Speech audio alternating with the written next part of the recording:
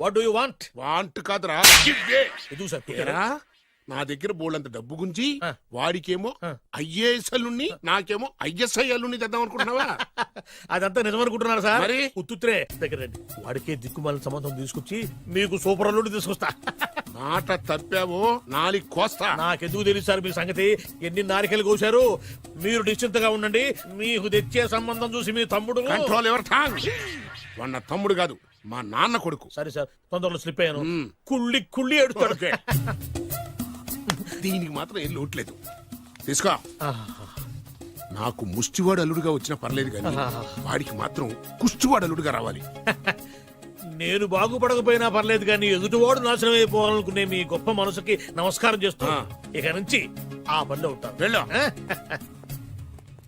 నాశనం అయిపోవాలి.